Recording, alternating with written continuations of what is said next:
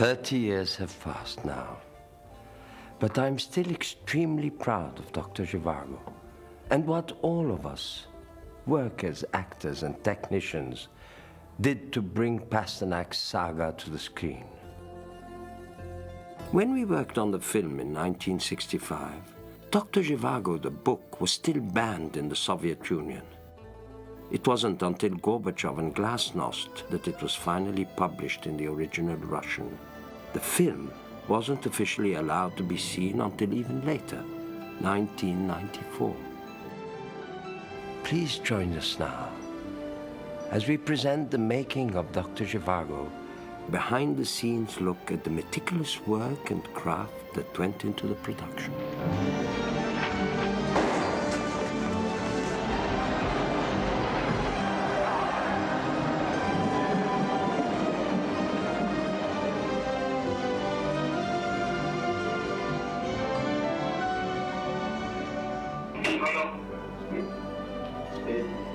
Test 12, take 1.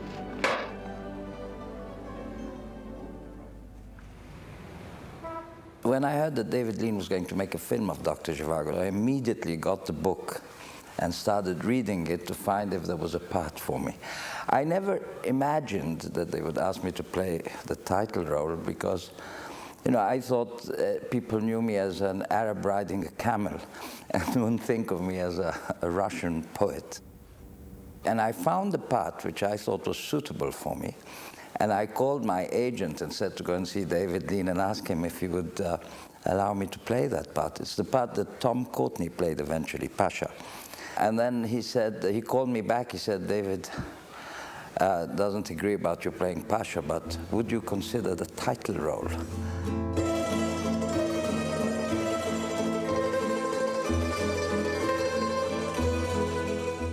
In 1965, Zhivago is one of the most expensive movies ever made, $15 million. But it was also a huge money maker for Metro-Goldwyn-Mayer. The man who made it, British director David Lean, was a master at capturing the vast scale of an entire period in history. He was a great narrator. And I don't think anyone else could tell it better. Maybe one or two other directors could have told it as well. When Zhivago was released in December 1965, everything from the costumes to the music caught the public's attention. I can remember how the Zhivago look became high fashion, and how many baby girls born in the late 60s were suddenly named Lara. The moustache made a big comeback. And Maurice Jarre's Lara's theme was a worldwide hit everyone was humming. I wanted to have that most romantic look, which Pasternak actually had himself. I took off about half an inch of my hairline, waxed it off, which is very painful. You have to do it about once every 3 or 4 days. And I had a wig made, a bit of hair falling on the side. Because my hair is typically Egyptian. You know, I have slightly roundish eyes and they're a little down. So I pulled here a bit to try and be a little more Slav, you know, get little cheekbones going. But, you know, it's painful. And this is for a whole year we had to shoot. And they used to just stick 2 things here and put an elastic thing and make it very tight and just to pain you here. And after a few months, you get a scar, you know, in the place where it's stuck with. It did make a difference. I mean, I think it was right. The makeup was good. Yuri Zhivago is a poet and a man of peace who must come to terms with the turmoil that uproots his home, his family, and his country. Zhivago becomes a doctor in pre-revolutionary Moscow and marries Tonya, played by Charlie Chaplin's then 20-year-old daughter, Geraldine Chaplin. The funny thing is, Mr. Lean had first spotted Geraldine on a magazine cover. And there'd been a huge amount of publicity because I was Charlie Chaplin's daughter and I was doing this ballet in Paris and I was the chouchou of all the Parisiens and I was on the cover of every magazine. And he picked up a magazine which he normally wouldn't look at. And he thought, oh, yeah, she looks Russian. Charlie Chaplin's daughter, good for publicity. I'll try her. Test 11, take 1. This was her screen test. But now the war seems really to have stopped. The hospital is emptying and I shall have more time. I may even get time to write some verse, if I've not forgotten how to. After reviewing it, David Lean sent this gracious letter to her parents, Charlie and Una, extolling her acting virtues. He said everyone was impressed, and then he said at the end, he said, "It's a wonderful part, and I hope she'll do it."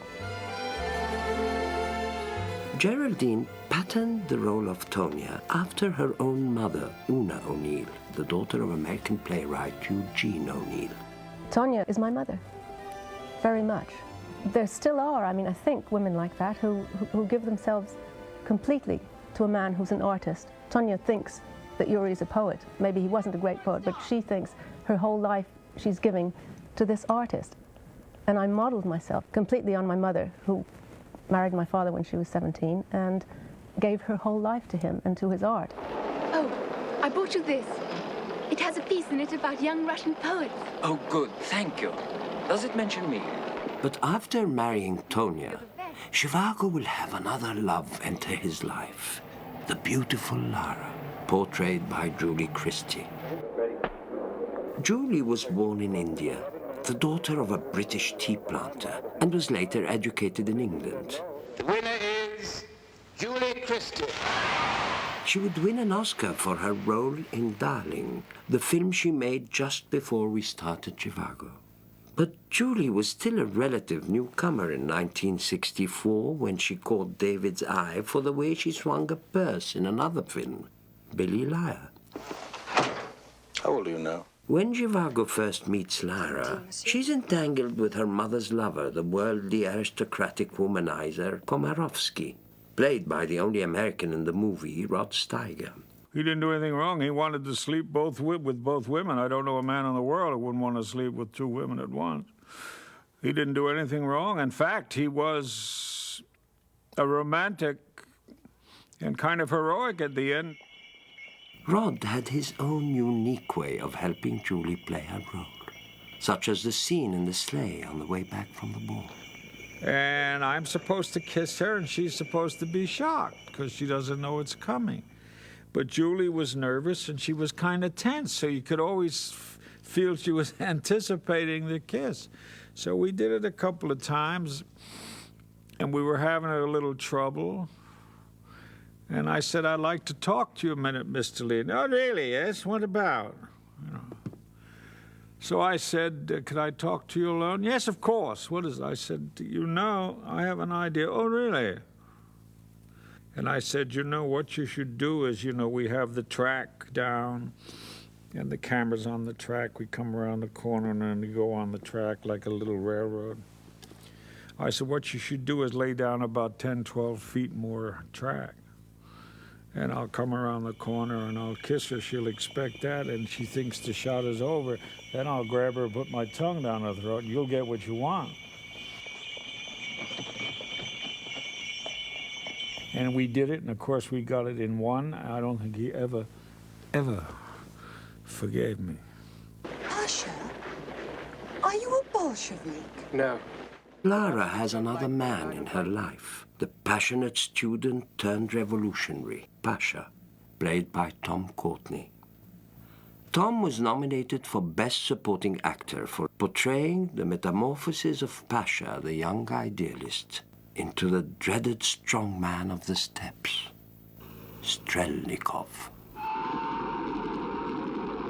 Geraldine joins the distinguished cast of... Rounding out this top-notch international cast were Sir Ralph Richardson as Tonia's father, Brotherhood and freedom. Ireland's best-known actress at the time, Siobhan McKenna, as Tonia's mother, and Sir Alec Guinness, who plays Zhivago's half-brother Yevgraf, and who serves as a sort of guide through the story. Although they did not always see eye to eye, David considered Alec his good luck charm because of the success of their previous work together in Bridge on the River Kwai and, of course, Lawrence of Arabia. When you're with a man who can make a movie like that, and he can get the best people who want to work with him, there's very little trouble. I mean, you don't have to say much to Guinness or Mr. Richardson or other people. We all had experience. Watch carefully. I'm about to ignite the last half of the last cigar in Moscow.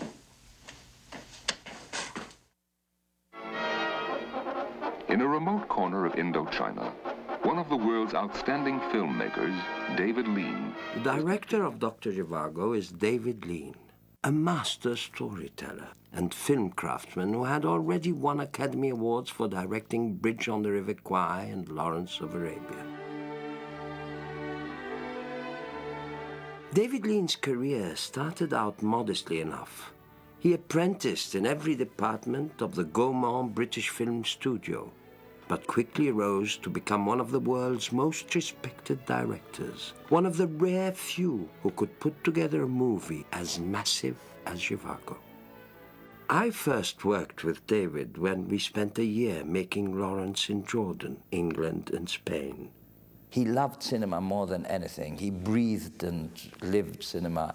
And when he was on the set, he was all cinema. There was no chats about other things or jokes. It was a religious, a little bit set, you know, it was awesome. He was a wonderful movie maker and very loyal to his crew. He had a prop man who was a genius. He was a Cockney named Eddie. And he was Lean, and Lean has his own generosity in his own way. And Eddie was always enamored Mr. Lean's Rolls Royce. One day Mr. Lean just gave it to him. We weren't friends during the film, because he had this theory that you don't see the actors during the film. He'd always live in another hotel. He wouldn't be with us. He wouldn't see us outside of shooting. And I asked him afterwards, I said, but why? Why we're such good friends now? He said, I didn't want, you were a group of people with very, very strong personalities, and I did not want your personalities to influence the characters that I have in my head for this movie. And so I didn't want to see any of you. David was a perfectionist, a real stickler for details. Everything from having the actors wear period underwear that would never be seen, to giving the rats in the scene a screen test. I don't think David Lean liked me very much after a while. Everybody approached the script like it was the Bible, right? One of the wonderful things about David Lean, one of the things I most admire about him, is he never gave up until he got what he wanted. And sometimes he didn't know how to get it, but he knew always what he didn't want, and there were no compromises, and I think that's a great lesson.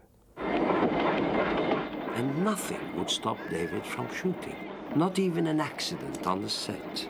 The woman who comes running with the baby in the burnt village, and she gives the baby, and Zhivago takes the baby and then takes her and reaches out his hand towards her and reaches and pulls her on the train. Well, we did that in a real station with a real train, the train running. And he took her hand and she went under. She went under the train, and she got her legs very badly. They weren't cut off, but they were really badly. And the shot that's in the film where he puts out his hand and he brings her up, and that is the shot where she went down. He used that. And everyone hated David Lean the day after that, because you know what he did? He said, well, what could you do? They took her out, they rushed her to the ambulance, and David just stood there and he said, dress the double. And we continued with the double. Everyone said, you know, how dare, but what could he, you're making a movie, what could he do? Call the day's rest? No, he said, dress the double. Perhaps David didn't show it on the set, but privately, he was very concerned about the woman and made many phone calls to the hospital asking about her. Despite his immense success as a filmmaker, David could never quite believe his good fortune, and always considered himself rather lucky to have had the chance to make his movies. At his funeral in April 1991, I was one of hundreds who gathered to pay tribute to him. For my part, I read a passage from Dr. Zhivago.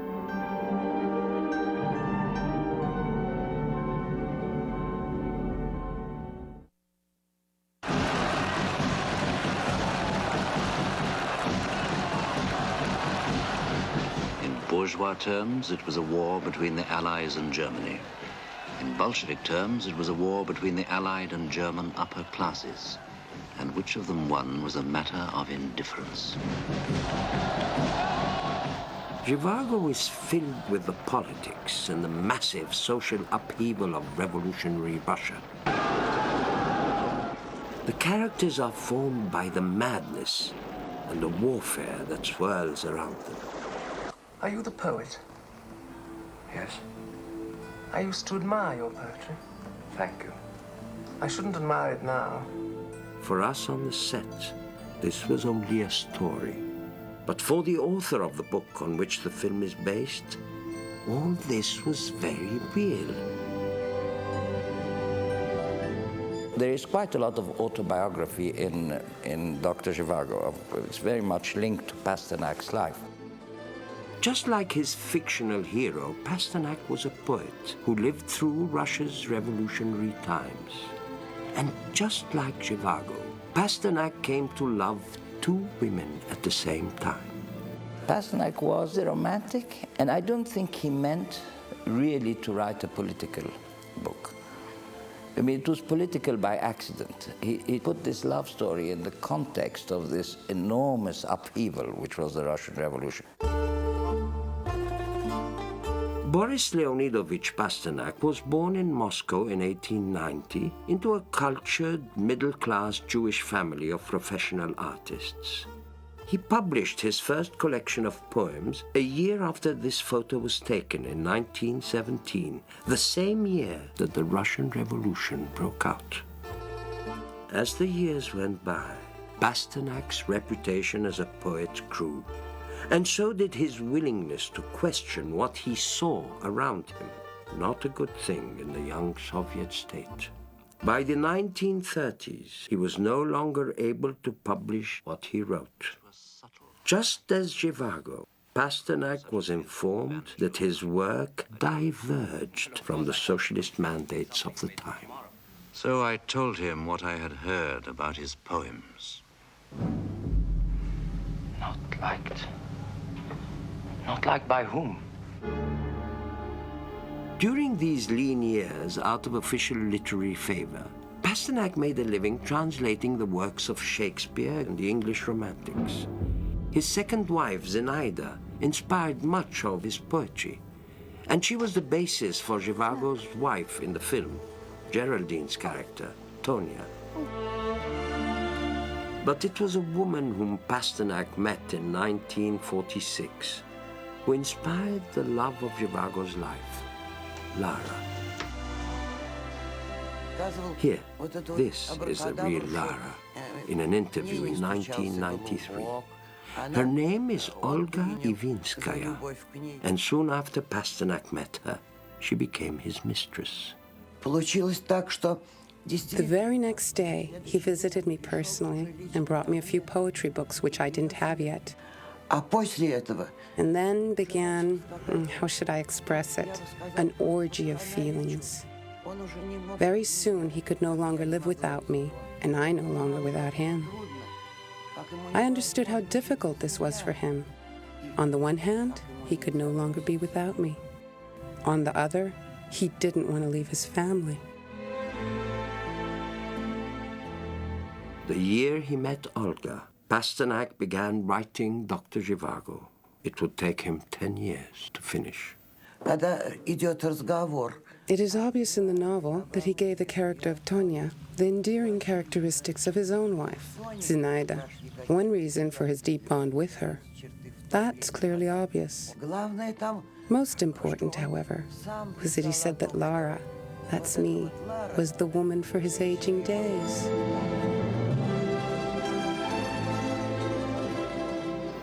Pasternak's two previous books had been banned. Now he could only pass the manuscript for Zhivago hand to hand among his friends and literary acquaintances. Then, in 1957, Zhivago, the book, was smuggled out of the Soviet Union by an admirer, Italian publisher Giangiacomo Feltrinelli, who published it in Italian. It soon came to the attention of the rest of the world. In 1958, the Swedish Nobel Committee awarded Pasternak its prize for literature for his masterpiece. Nobel Prize for Literature. When Pasternak first found out, he was elated.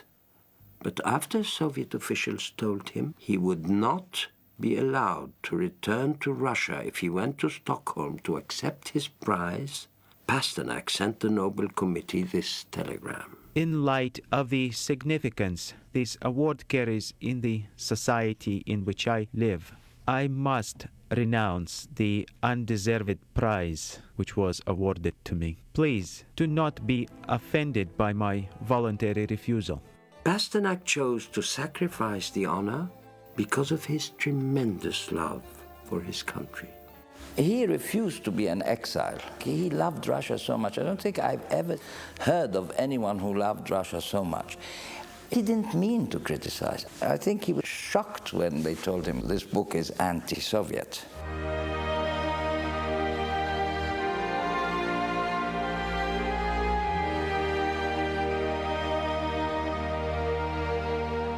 Two years later, Pasternak was dead.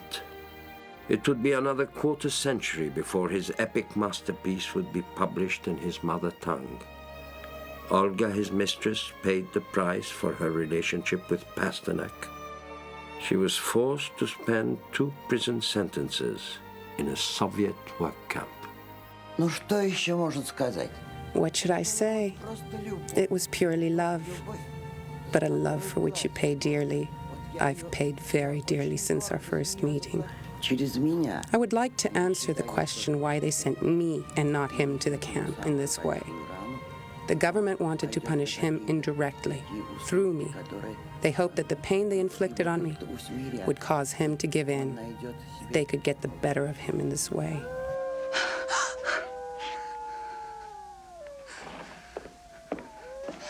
Oh, Lord, this is an awful time to be alive. No. It is. It is. No, no.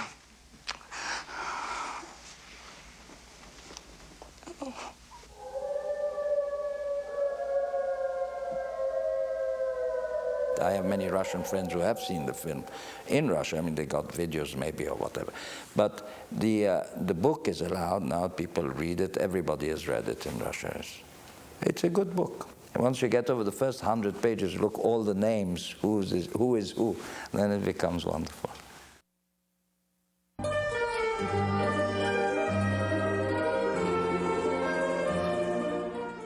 It was Italian producer Carlo Ponti who succeeded in bringing Pasternak's masterpiece to the screen.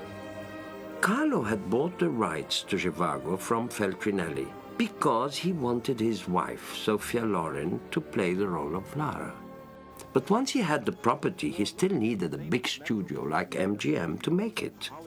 And I think it was difficult to finance because, it had to be a big production. Eventually, the studios said, well, if you could get David Lean, we'll go through with it.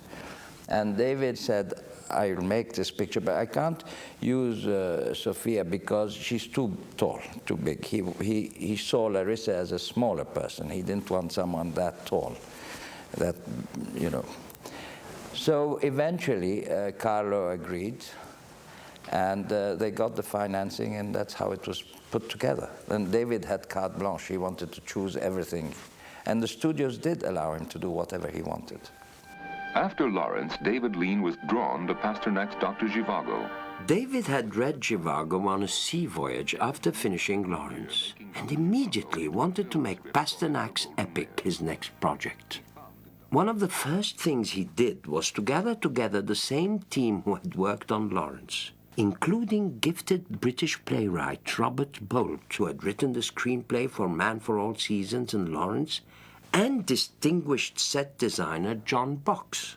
I read it and then went to Venice just to talk about it, and we must have spent at least 10 days just discussing it, analyzing it. What was the very essence of this film?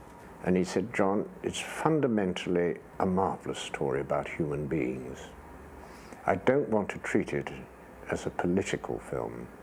I want to treat it the way I know I can handle a film, which is the human factors. And obviously Robert Bolt was to help him considerably in the writing of the script. And I said, no way. Robert did a marvelous job on the screenplay and won an Academy Award for his efforts. In 1979, Robert suffered a stroke which affected his speech. He died in February 1995. The first edict Mr. Lean gave to Robert was to focus on the love story aspect of Pasternak's mammoth novel and downplay the politics. I said, but it isn't just a love story, it is a love story about the revolution. How do we get that in? And he said, well, that is what I am expecting from you. David and Robert sat down and spent an entire year paring down what was essentially a 700-page poem into a manageable 284-page screenplay. Well, I must say that the script is beautifully written, and so it was perfect. The script is perfect. The extraordinary thing in that film, in that script, is that this is a love story between Yuri Zhivago and Lara, basically.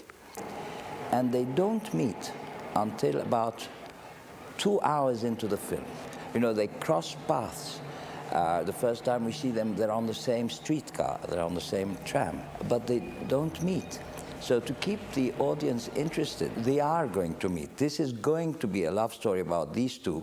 They wrote this first scene where Alec Guinness, who is the elder brother of Zhivago, is looking for the daughter. And he says, this is your father and this is your mother, so that the audience know that eventually they will meet, just to keep them patient for 2 hours.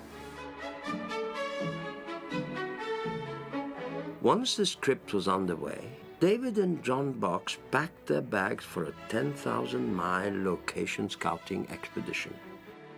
Finding locations proved especially difficult because, as you can see from the sketches John Box drew before production began, Zhivago covers so many places, so many years, and all the seasons. You can't create a landscape, you've got to find it and make it work. There's certain basic principles about Dr. Zhivago. It is set in Russia. That's a big country. The scale is critical for telling this very particular story. And then there's the practical issue. You've got to have locomotives, steam locomotives. You've got to have a lot of horses. You're going to need a lot of fine riders. And it's a film, because Russia's a big place, there's a lot of people there. You need big crowds. Dischargers. Replacements. We started in Yugoslavia. Had a film business, had studios, had steam locomotives. It did not feel right. And this word feel is very important because it's atmosphere. It's not just sets or location. You've got to create a world in which actors play out those parts. And you've got to help the actors. It does help them if you get it right. We next moved north, Finland and Sweden, obviously for winter and for snow. They didn't have the studios, this, that, and the other we would require because we were a big movie. So back I come to David and tell him it won't work. This question, John, where are we going to make this film? And I looked him straight in the eyeball and said, Spain. Spain offered studio facilities within easy reach of landscapes that Zhivago would need. It has the size, it has the scale we require, it has the locomotives, it has extras, it has sophisticated construction and technical people there.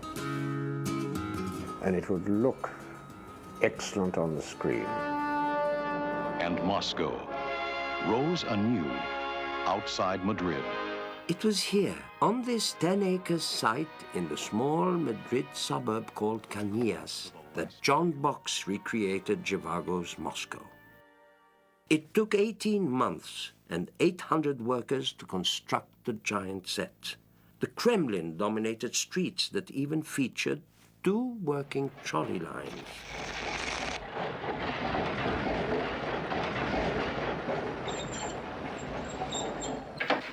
The architecture and even the window dressing were all painstakingly researched and recreated. It was incredible because the 2 streets, there was the big street, the beautiful street, and then there were the poor street where Laura lived. And there were 2 streets that were parallel. And all the houses, you know how mostly film sets, they're just, you look behind them and they're bits of sticks coming out. All the houses were real houses. All the interiors of our house, the Gromyko house, were shot on that set.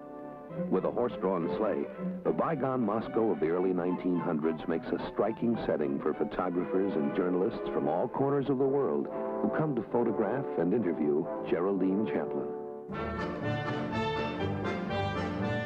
For the scenes in the countryside, the production moved 150 miles north of Madrid to Soria. Here's Julie sunning herself while we wait to shoot the wagon caravan scene. It was unbelievable. So you'd be outside on this plain in Soria. So hot, I can't tell you, not a tree, nothing, except the false trees, which were for the film. Soria was also where Dr. Zhivago's most recognizable set was built, the hauntingly beautiful Ice Palace.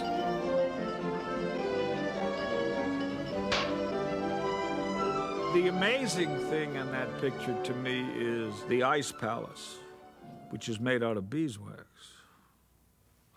I mean, John Box, the designer, was incredible on that picture. Highly emotional. These 2 key characters come back there, and they go in.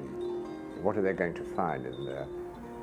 I didn't really know how to handle it, but then I suddenly saw some reference of Scott's last days in the Antarctic in the room, and it showed quite a small hole, and the wind had blown the snow and ice through it, and the snow and ice had made strange shapes, and that gave me my clue. Take the set. It's going to be a bit unreal, but it's going to be real at the same time. Ice it up. And I go to Eddie Fowley in prop special effects and everything. We just did it very simply. We had very hot white wax. Eddie went round with a bucket and a big mug, and he threw it all over the architecture, the furniture and everything else. When I thought it looked right, I hit it with nearly freezing water with a pump, so it just froze. And you dabbed a bit of mica on it later and that sort of thing. Seemed to work. It had an effect on the actors.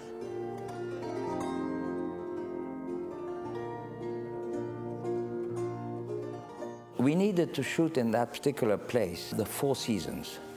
So we had to shoot scenes where it was winter, all snowed up. We had some spring scenes, so we had the special effects had to put leaves on the trees and paint them green and put flowers. And then we had the autumn, and then they went to paint the leaves in the autumn colors. So it was all done by hand, literally. One morning we'd come in and it would be spring. I don't know how, they'd like fairies. And next day, because we were doing all the stuff that was shot there at one go, next day we'd come in, it'd be autumn. They'd sprayed the trees, pulled up the plants. Next day it would be winter. Snow on the ground, icicles hanging. And there were scenes shot up there when the temperature was over 100 Fahrenheit, which were snow scenes.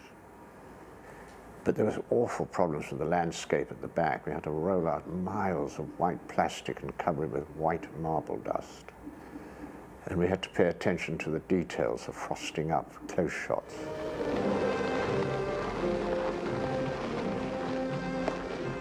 For the scenes showing my escape from the Red troops, David wanted us to really feel the cold of inner Russia. So he took me and the crew to Finland, near the Arctic Circle and 10 miles from the Russian border.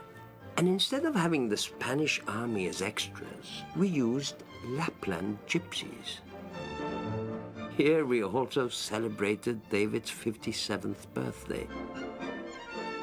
One thing about the location, we didn't have to act cold here. It was often 40 degrees below. We could not do big scenes, there had to be small scenes. But we very much wanted, with our artificial winter, to get a bit of real winter into it. It helped. It was just 2 weeks to get a bit of what you might call as near to Russia as we could get. But what they hadn't worked out, accurately I mean, is the thickness of the ice. Now, it was very cold. Presumably, the ice was very thick. And we had these kitchens set up, trucks cooking and making tea all day and coffee. And everybody had a heater, you know, for between scenes. We used to sit and put something to heat ourselves. And so what was happening is every day the ice was melting. We didn't realize quite. And those kitchen trucks kept getting lower and lower. And at some point, there was somebody said, hey, wait a minute, you know, this thing we could all go right through the ice. And they stuck a thing in to see how much was left. And there wasn't that much left. I mean, it was time to move. Test 12, take 1. Shooting began in December 1964 and continued through October of 1965. We did the funeral scene first, and David cast my own son Tarek to play the part of young Yuri. David chose Nicholas Rogue, a brilliant English cameraman, to be the cinematographer on Zhivago. Nick had been a second-unit cameraman on Lawrence. But Lean's demanding sense of aesthetics soon ended their collaboration. Nick Rogue was the first cameraman, and he was wonderful, but they didn't get on. Nick Rogue had his ideas of how certain scenes should be shot, and David Lean, I overheard one thing once where David Lean was saying, I want all the ugliness done in beautiful light. I want all the killings, that killing in the cornfield of those poor boys who were just schoolboys, military school. He said, I want that to be beautiful, to be dazzling, to be rich, to be light for a love scene. And I want the love scenes in horrible, cold. He wanted the contrast. And Nick Rogue couldn't. He wanted to light the love scenes, oh, so beautifully and soft. He said, no, I want them hard. And they fought and fought about that, about the moods. And eventually one day there was, and Nick Rogue was out and Freddie Young was in. Freddie Young was the cameraman David and I had worked with on Lawrence. He was a wonderful person and shared David's vision for the film. The film itself was shot in 35mm Panavision. The 70mm Super Panavision process that Lean had used on Lawrence was deemed too expensive. Look, Sasha. For this shot of the town of Yuriatin under siege, David had a crew burn 10 tons of old rubber tires. Color was an element that David and John Box used in subtle ways to enhance a scene. For example, the first few times the audience sees the Moscow streets, they appear almost black and white. We decided to take all the color out of that street. It was monochrome, black and white. It was done on purpose, so the impact of the revolution came the first red flag. Very important. John Box also painted the front of Strelnikov's train red to make Tom Courtney's character more threatening. And those details, first red flag, red train, anything you can do, snow blowing, leaves blowing, sunflowers weeping. This is the sunflower John is talking about. After Lara leaves the hospital, the despondent, love-struck Yuri walks back alone through the room. David had Propman Eddie Fowley attach fine threads to the sunflower's petals and pull on them to make it seem as if the sunflower were weeping too. The camera work was also so designed to show how Yuri Zhivago saw the world. David made me play Yuri as an observer. I will tell you a story. When I arrived to meet David Lean, he said, I'm going to ask you to do something extremely difficult for an actor to do. I want you to do nothing at all. At all. Not to emote, not to have any reaction, not to do anything at all. And I said, why is that? And he said, because when we were writing the script with Robert, our problem was how to show in a film that a man is a poet. We can't have him reciting poetry to say this man is a poet. So we decided that the whole film would be seen through his eyes. You will be in every scene practically, but it will always be the other person's scene, the other actor's scene. And you have to be patient, you have to do nothing. I used to listen to people who went to see the dailies, the rushers. They used to say, oh, wasn't Julie Christie wonderful? Wasn't Rod Steiger fantastic? Wasn't Tom Courtenay?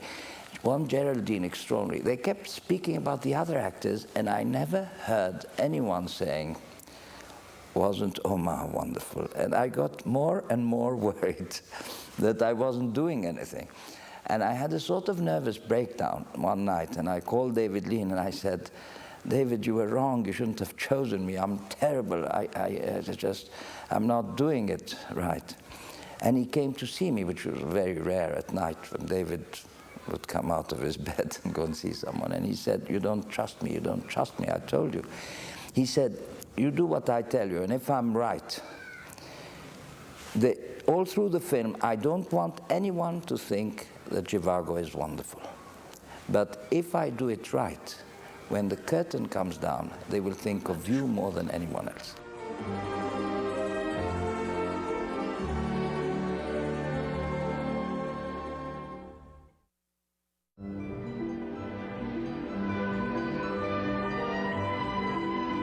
David Lean knew exactly what he wanted for the music of Zhivago.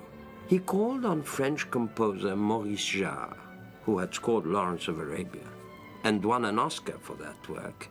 Maurice was to win another Oscar for Dr. Zhivago. And I wrote one theme, and the next morning I said, David, I want to show you something. I played a theme on the piano, and he said, well, Maurice, I think you can do better. I was really disappointed, and I was really, And so I rushed back to my room. I wrote another piece of music. He said, it's too sad.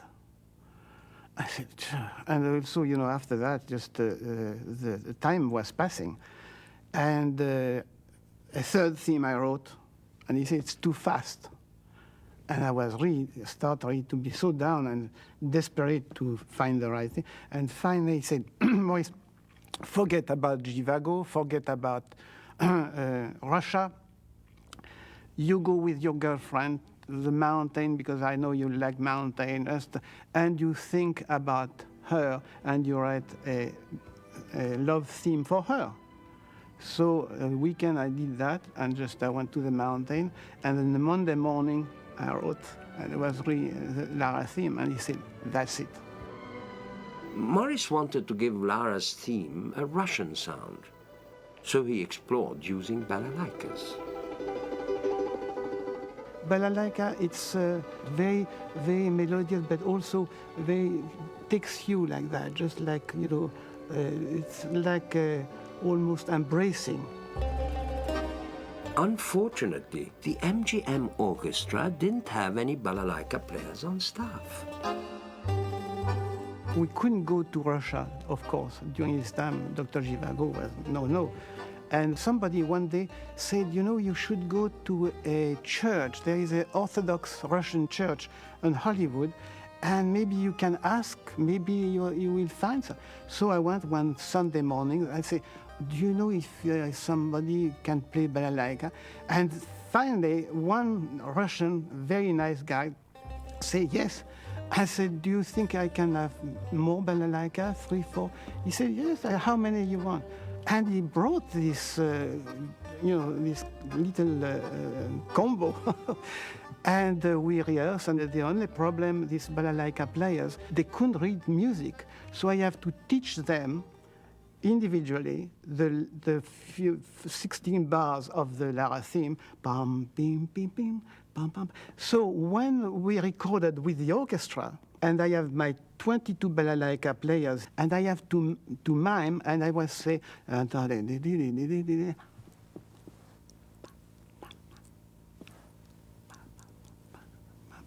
all the orchestra and the balalaika were really very together, very, very good. But it was really something very, very interesting. I never did this kind of thing before. The music of Zhivago got the production in trouble one night when General Franco's repressive and arch-conservative police heard the extras singing the Internationale, the communist anthem.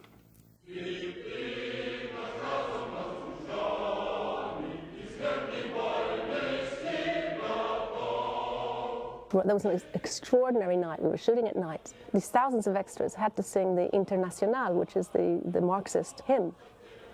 They all knew it.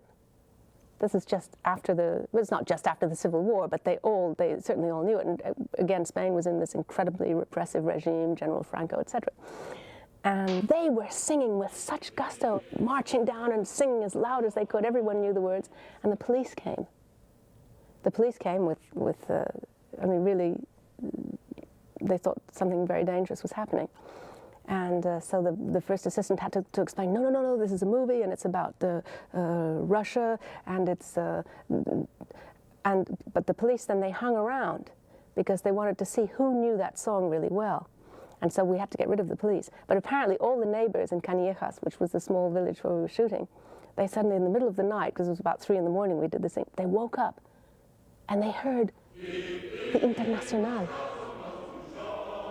They got out their bottles, popping open their bottles. They thought, God, he's dead, Franco's there, or whatever. No doubt they'll sing in tune after the revolution.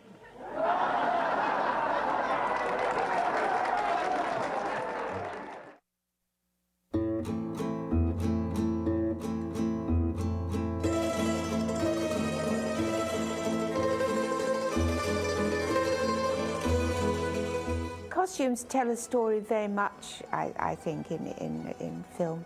Phyllis Dalton was our costumer on Zhivago, and she did a wonderful job. I tell you, it wasn't always that easy keeping us actors in our costumes. Madrid in midwinter is bitterly cold, so that was fine. Everyone was quite glad to have layers of clothes and keep their gloves on and stay properly dressed and not lose their scarves and bits and pieces. But when we were still shooting there by midsummer, one almost became a sort of policeman going around trying to bully people into keeping all their layers of clothes on, because they really weren't so happy by then. But it had to look the same. The weather didn't always cooperate either, especially at Soria, where we were supposed to shoot so many of the snow scenes. That year, most unusually, Soria got almost no snow. So we'd have to be shooting, carrying on in Madrid, and then someone on the telephone in Soria would ring up and say, hey, it's snowing here. So we'd have to drop everything, having just dressed probably 500 of the Spanish army as Russian soldiers, drop everything, hang it all up again, and chase up to Soria, by which time the snow would have melted again. So it was a bit exasperating. David's attention to detail even carried through to the color of costumes. For example, the pink dress Geraldine wears when she arrives at Moscow station. That was a slight argument I had with the director at the time, because I designed that same costume in pale grey and with a black fur hat, because I thought she would be so sophisticated she'd want to go for the utterly grown-up thing and the rather tight skirt that she could hardly run in, which was very in Paris in those days. So we went back, and Phyllis Dalton then had a white one made. And it was beautiful, a big white hat and a white, same costume now. And we went out, we said, he has to like this, because I looked as fresh as a snowflake. And he looked at it, and he said, no, it's not. He said, smile. He said, all that white, her teeth look yellow. David, he didn't say he didn't like it, but he was quite adamant that he wanted a pale colour. David Lean said pink, and she said, pink? And he said, yes, try pink. And so this gorgeous pink and grey, very soft grey outfit, and it's the most beautiful outfit in the whole film. Afterwards, I realized how absolutely right he was. I was being too practical. I said, well, she can't come a long train journey all the way from Paris in pale pink. She'll be filthy, you know. But he was right. He usually was. Lean was just as insistent on the red gown that Julie Christie wears when she dines with Komorowski, which provoked another costuming crisis. You're waiting nearly an hour, Victor. Phyllis comes to me and says I'm having terrible trouble with this red dress. Julie won't wear it. She hates red, she doesn't want to wear it, she hates it. Can you help? So I go up to try and find, I'm certain she's hiding from me, I can't find her. We're getting quite close to the shooting time. Eventually I find Julie and I say, Julie, what's the trouble with the red dress? She says, I hate it. I feel uncomfortable in it, I feel awful. I said, Julie, that's the point, isn't it? It's not a dress you would have bought or Lara would have bought. Komorowski bought that dress for Lara and made her wear it. She doesn't like it. Please play the part in it. She did. Julie also played her part in the scene where she slapped Komorowski. I mean, that was scripted. What wasn't scripted was what happened next. And nobody slaps Komorowski. And I didn't know. I slapped her right back, but I was a gentleman. I slapped her with my glove. And everybody went like that, and they left it in, you know, because it was a good moment between the two of them. On the whole, Zhivago accurately reflects the look of Russia in the first part of the century. Yet it seems one detail was overlooked. Oh, you noticed the hair? The hair is a bit 60s, isn't it? It's so surprising. In that time, in the 60s, it was inconceivable to have your hair flat or to have it... you just didn't. I mean, it was ugly. Julie Christie, I think, more than anyone, has the bangs and this and the sort of loose hair. And I have the beehive. Because that's another of my pet theories, that however authentic you try to be with a period film, there's always something that gives away the period in which it was made.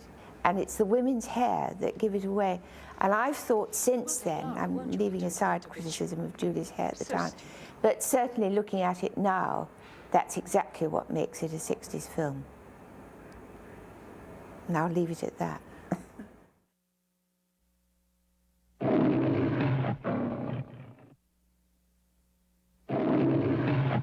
After a year of pre-production and almost a year of shooting, there was a furious 8-week stint in the editing room in order to finish the movie in time for Christmas and before the deadline for the 1965 Academy Awards. David, of course, helped edit every frame of the film. And on December 22nd, Zhivago premiered.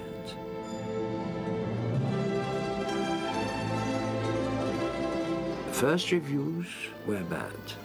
Newsweek said the film had cheap jack sets and pallid photography. Judith Christ called it a spectacular soap opera. The critics' barbs dismayed David to the point where he said he would never shoot another film again. Oh, it was terrible. The critics were absolutely awful. I mean, I don't think that there was one good review. Some of them were just terrible, and that hurt David Lean so much. They destroyed him completely. And I said, but David, the film, it's a blockbuster. The public is what's important. The public love it. The buggers hated it. I said, but who? What buggers? The critics. He couldn't get over that. Now, from the most widely acclaimed novel of our generation, Metro-Goldwyn-Mayer presents David Lean's film of Boris. After the first weeks following the film's release, MGM put on a massive publicity blitz and the film took off, grossing more than $200 million worldwide. The monumental motion picture of our time.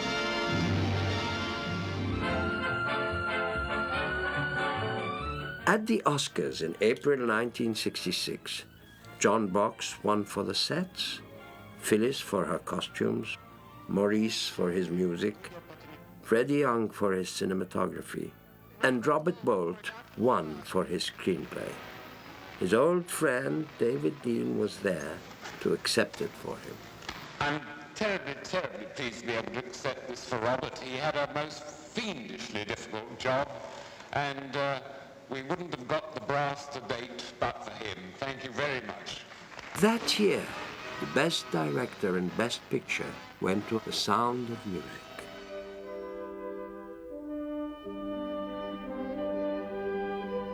I love it because people come up to me in the street and they say, and they used to come up to me in the street and say, oh, Geraldine Chaplin, Dr. Zhivago, oh, my favorite movie. And now they come up to me and they say, oh, Dr. Zhivago, Geraldine, you're Dr. Zhivago, that's my mother's favorite movie. In the Soviet Union, Pasternak is now considered one of the greatest poets of all time. Today, his grave is the site of daily poetry readings. In 1988, some 30 years after it was banned, the novel was finally published in the Soviet Union. In April 1994, the film on which it was based premiered there.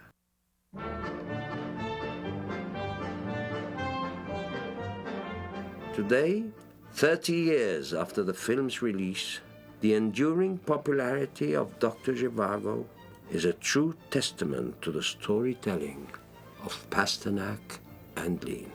I think more than anything, I think it's the love story that makes that movie. It was the first movie, and as far as I can tell, the only movie that I've seen where you see a man who gets out of his wife's bed into his mistress's bed, out of his mistress's bed into his wife's, and where you completely understand it. And even the oldies at the time understood it. They weren't shocked. I mean, no one was shocked. You understood this. And that's very, you have to be very clever to do that. I like being Dr. Zhivago. I wish I were someone like Dr. Zhivago, because I think he was probably the most perfect person that I have ever heard about. I can't see any defects in him. He was perfect, kind and patient. And strangely enough, my secretary and my housekeeper told me that when I was doing this film, I was much more gentle than I am usually in my normal life. So some of it rubbed out on me, I hope.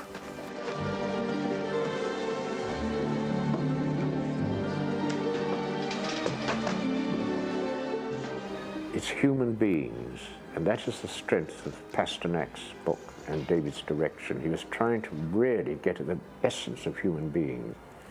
Again, under very strange circumstances, a revolution. How do you behave? Sadly, it's going on now in the world, too.